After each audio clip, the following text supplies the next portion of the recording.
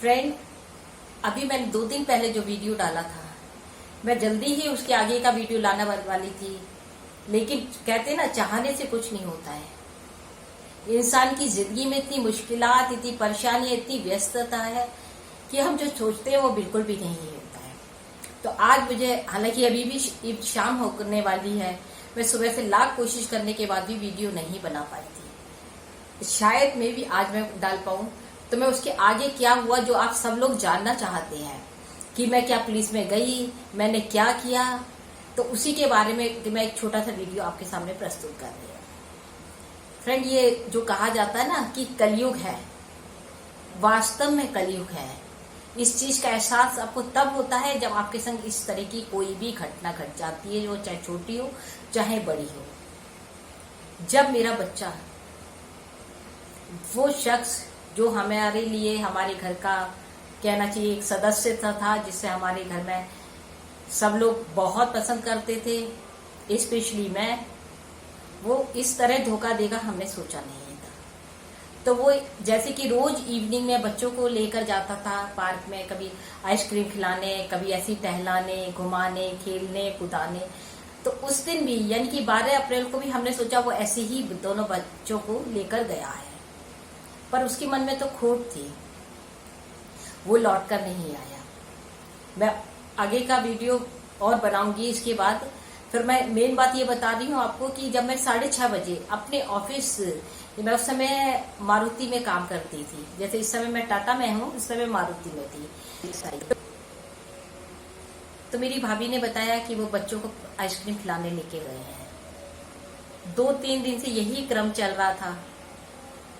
तो कुछ नहीं, 7, 7:15 तक ये लोग वापिस आ जाते थे, लेकिन उस दिन नहीं आए।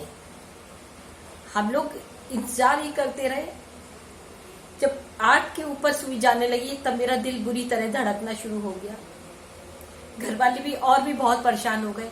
उस समय हम डॉट फोन से हमने सारे जो लोकल हमारे रिश्तेदार थे उन सबको फोन पे फोन किए जा रहे हैं। सब लोगों ने मना कर दिया कि उनके यहाँ नहीं आए। अब मेरी हालत तो खैर बहुत खराब हो ही रही थी। कमला नगर में जहां हमारा घर था, हमारे घर के पीछे ही पुलिस चौकी है। तो वहां पे जो इंस्पेक्टर या पुराने सिपाही वगैरह जो कोई भी थे, उन्होंने मुझे बचपन से बड़े होने तक देखा ही था। तो भागे भागे रात में 1-2 अगल बगल के लोग, कॉलोनी वाले लोगों को लेके मैं अपने पिताजी के संग थाने गए। पर फ्रेंड, कलयुग किसे कहते हैं, ये बात बहुत अच्छी तरह एहसास हुई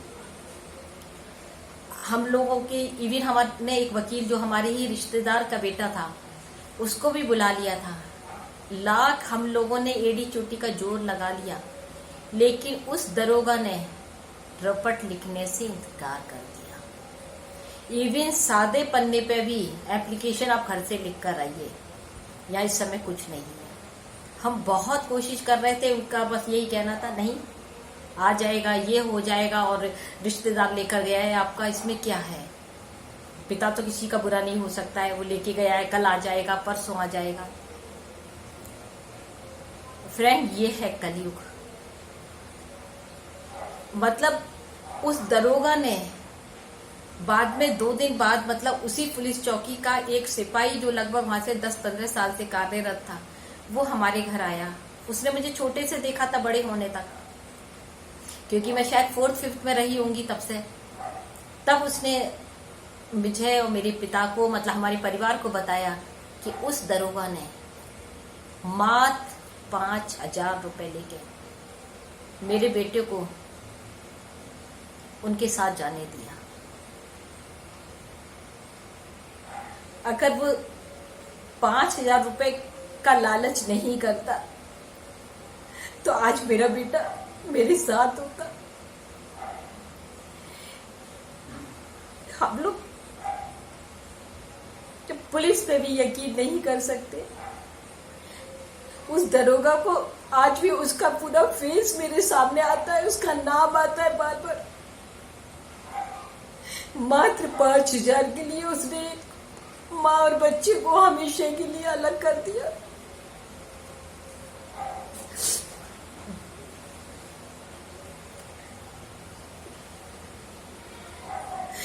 कैसी है ये दुनिया।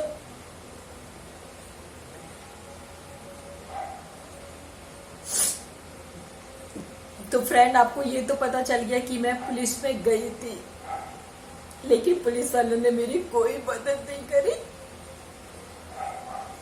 कहने को उस लोगों ने मुझे बचपन से 4th यानी कि 10-12 साल की रही हुई तब से मुझे यंग होते न तक उनमें से कुछ व्यक्तियों ने देखा होगा। अगर वो दरोगा उस दिन उस शख्स का साथ नहीं देता तो आज मैं इस वाले गम से न जूझ रही होती। सारी उम्र हो गई है मुझे। पता नहीं, उम्मीद करती हूँ आप लोगों की दुआएं कामयाब हो जाए। अगर आप लोगों की दुआएं, शायद मेरा बच्चा मिल जाए, क्योंकि अब मैं पूरी तरह उम्मीद खो चुकी हूँ। इसके बाद मैंने क्या किया, मैं उसका एक अलग से सेपरेट वीडियो बनाऊंगी, क्योंकि बहुत प्रयास किए हैं। कोई भी माँ अपने बच्चे को इतनी आसानी से नहीं छोड़ सकती है। बच्चों को पाने के लिए, बच्चों की कस्टडी के लिए बहुत चक्कर काटे, लेकिन कुछ हासिल नहीं हुआ, क्योंकि वास्तव में ये कलयुग है। हर आदमी यहाँ का बिका हुआ है, वकील से लेके पुलिस, हर कोई बिका हुआ है। उनके लिए भावनाओं का, फीलिंग्स का, संबंध का कोई महत्व नहीं है। सिर्फ पैसा पैसा पैसा। तो फ्रेंड, यही है इसके आगे की कि उसे डे हम लोग गए, लेकिन पुलिस वालों ने हमारी कोई मदद नहीं करी।